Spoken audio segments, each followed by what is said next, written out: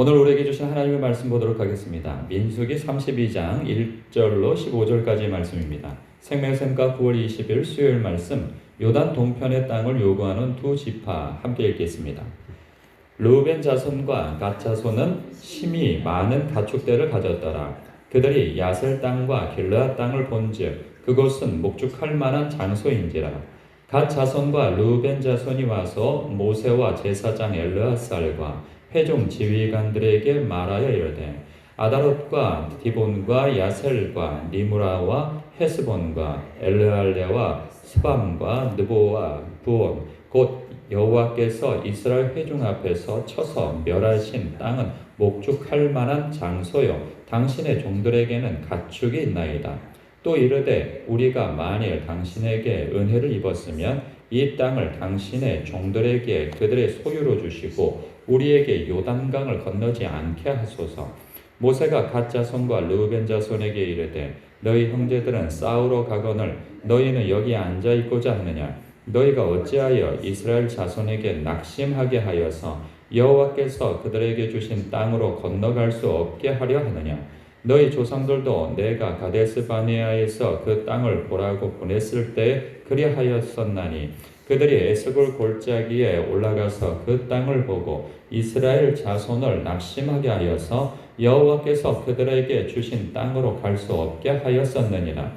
그때 여호와께서 진노하사 맹세하여 이르시되 애굽에서 나온 자들이 20세 이상으로는 한 사람도 내가 아브라함과 이삭과 야곱에게 맹세한 땅을 결코 보지 못하리니 이는 그들이 나를 온전히 따르지 아니하였음이니라. 그러나 그나스 사람 여분네의 아들 갈렙과 눈의 아들 여호수아는 여호와를 온전히 따랐느니라 하시고 여호와께서 이스라엘에게 진노하사 그들에게 40년 동안 광야에 방황하게 하셨으므로 여호와의 목전에 악을 행한 그 세대가 마침내는 다 끊어졌느니라. 보라, 너희는 너희의 조상의 대를 이어 일어난 죄인의 무리로서 이스라엘을 향하신 여호와의 노를 더욱 심하게 하는도다. 너희가 만일 돌이켜 여호와를 떠나면 여호와께서 다시 이 백성을 광야에 버리시리니 그리하면 너희가 이 모든 백성을 멸하시리라. 아멘.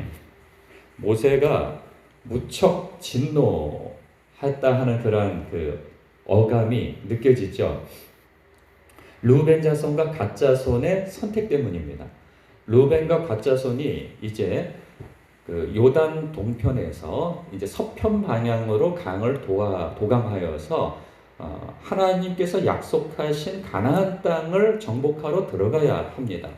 온 백성이 함께 들어가야 할 지점인 거죠. 그런데 요단 동편 땅에 머무르겠다고 하는 그런 선택에 대한 제안을 하고 있는 거죠. 모세에게. 그 이유인즉슨 이런 거예요. 요단 동편 땅은 사실은 약속의 땅이 아닙니다. 하나님께서 약속하신 땅은 요단 서편에 있는 가나안 땅이에요. 요단 동편이 강 사이에 하나를 두고 있다고 하지만 하나님께서 약속하신 땅은 아니라 말이죠. 그런데 요단 동편에서 서편으로 진입하려면 그 땅을 불가피하게 정복할 수밖에 없었던 상황이 되었던 거죠. 왜냐하면 그것을 사실 정복하려고 했던 것이 아니라 먼저 덤비니까 싸울 수밖에 없었고 그래서 그 땅을 진멸하게 되어진 거죠. 전쟁에서 승리해서 이겨서 그 땅을 차지하게 된 것입니다. 근데 가만히 보니까 땅이 평야예요. 평야고 목초지가 많아요. 풀이 많은 거죠. 그랬을 때 생각나는 것이 여기에서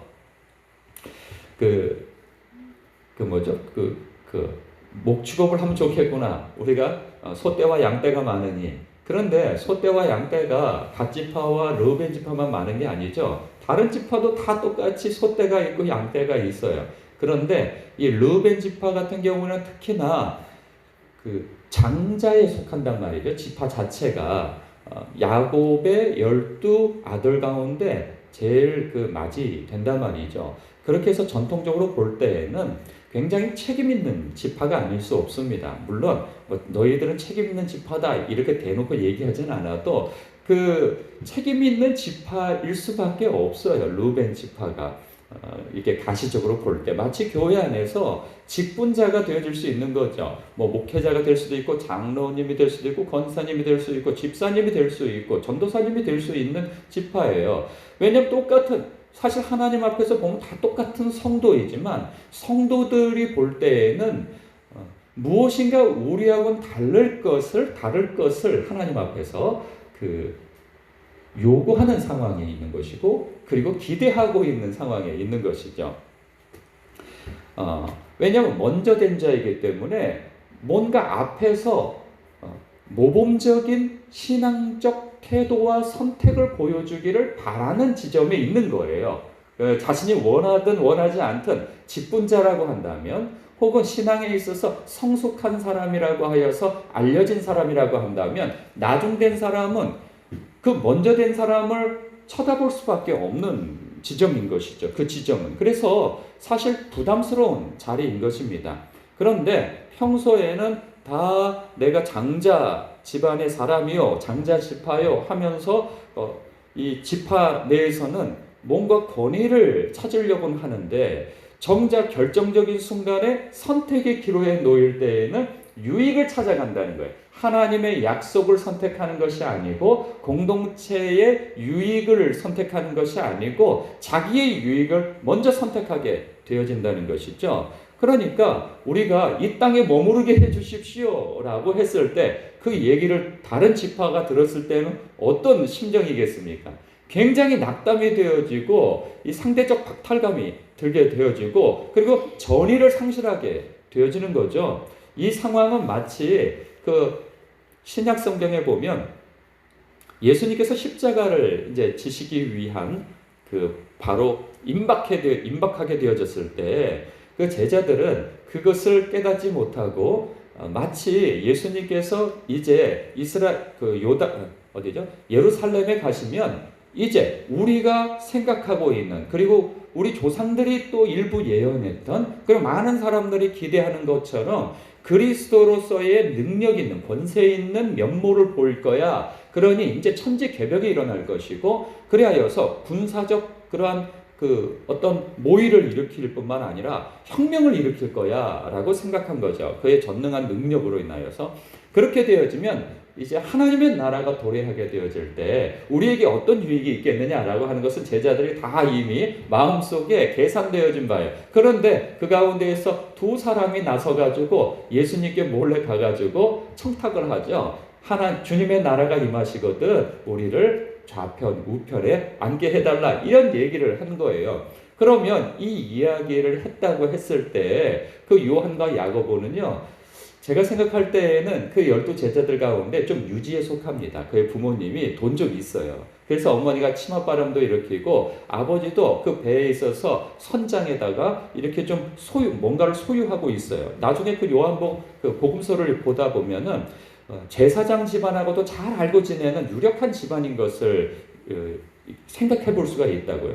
그렇게 본다면 다른 제자들이 봤을 때 아유 쟤네 엄마는 맨날 우리한테 뭐 먹을 거를 대고 그리고 돈을 대주고 그리고 뭐 여러 가지로 뭐 이렇게 유익한 것들을 많이 해주기 때문에 그것을 지분을 요구하는 것처럼 느껴진다는 거예요. 그럴 때 다른 제자들은 마음에 상대적 박탈감을 느끼고 그리고 이 뭔가 낙심이 되어지면서 누가 크냐 그것 때문에 나중에 갈등이 일어나고 싸우게 되어진단 말이죠. 그래서 예수님께서 하시는 말씀은 나중에 발을 씻겨주는 모습을 보여주고 선생된 너희가 이렇게 발을 씻겨주면 제자된 너희는 어떻게 해야겠느냐 하면서 그런 가르침을 주시죠. 그리고 내가 가는 길은 대속의 길이고 죽는 길이다. 너희들이 나를 따르려거든 그런 길을 따라야 한다는 것을 보여주시게 되어진 거죠.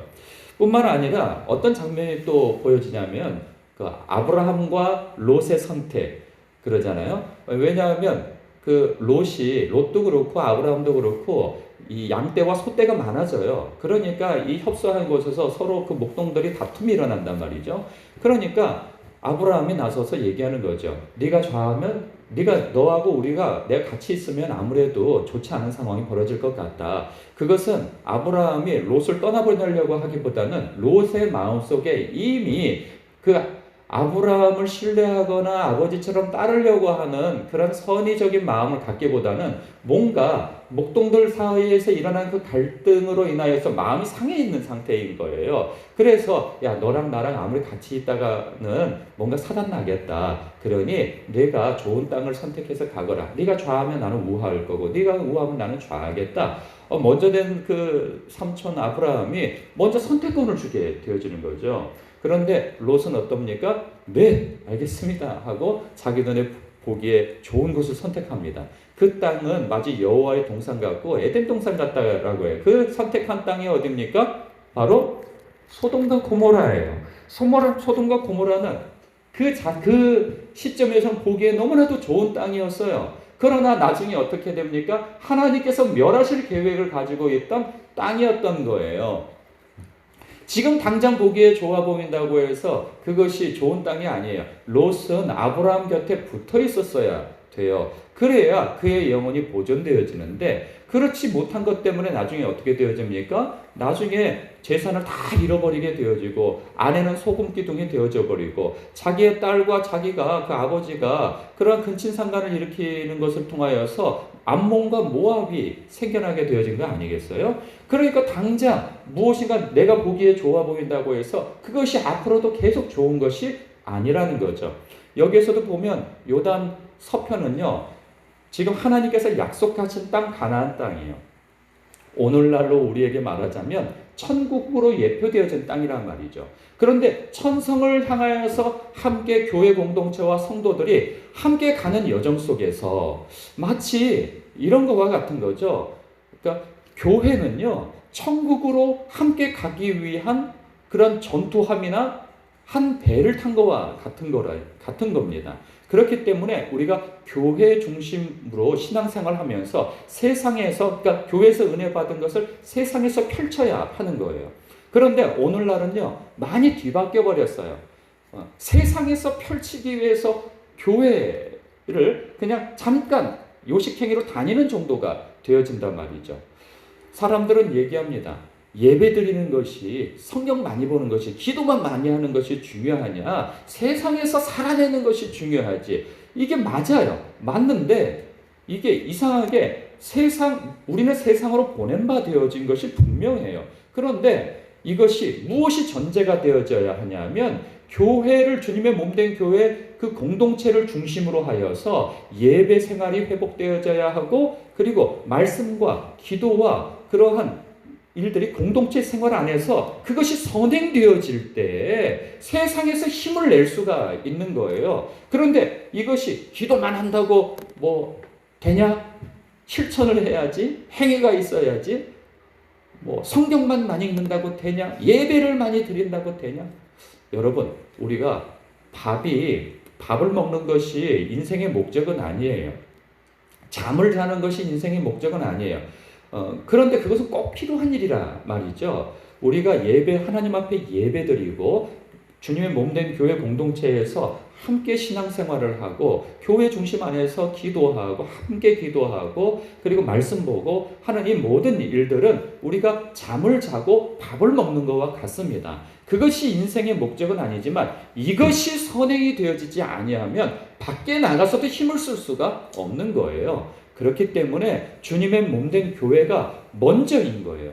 먼저 우리의 신앙이 교회와 가까워야 하고 예배와 가까워야 하고, 기도를 해도 어디 산이나 들이나 가서 자기 일상의 삶 속에서 골방에서 기도하기에 앞서서 교회 안에서 먼저 기도하는 것이 선행되어져야 그것이 개인 기도 생활도 승리할 수 있는 것이고, 그리고 자기가 직장 생활에 있어서도 승리할 수가 있게 되어지는 거예요. 그런데 먼저 되어진 사람들이 솔선수범해가지고 집을 중심으로 신앙생활을 하고, 직장을 중심으로 신앙생활을 하고, 학교를 중심으로 신앙생활을 한다면 이것은 따라오는 사람들이 무엇을 선택하라고 그것을 가시적으로 보여주느냐 하는 거예요.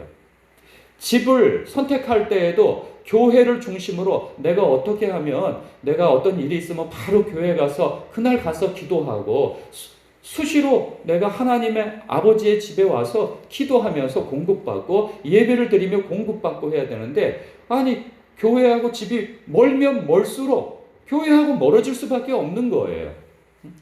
직장 선택하는 것도 마찬가지예요. 직장도 교회를 중심으로 선택이 되어져야 되는데 다 뒤바뀌었어요. 요즘에는 다 직장이 먼저예요. 직장 먼저 선택하고 그 직장에 따라서 교회를 가까운 곳에 선택하고, 집을 먼저 선택하고 집 주변에 가까운 교회를 선택하고, 학교를 중심으로 하여서 학교 중심에 가까운 교회를 선택하고, 이것이 100% 물론 이것이 특정한 어떤 상황에서 좀 예외도 있어요. 이것이 다 뭐 교회 중심으로만 뭐 이렇지만은 않아요. 상황에 따라서 어쩔 수 없는 경우들이 있단 말이죠. 어쩔 수 없는 경우를 제외한 것을 말씀드리는 거예요. 지금 여기에 요단 동편에 머무르겠다고 하는 르우벤과 갓 자손은 어쩔 수 없는 상황이 아니에요.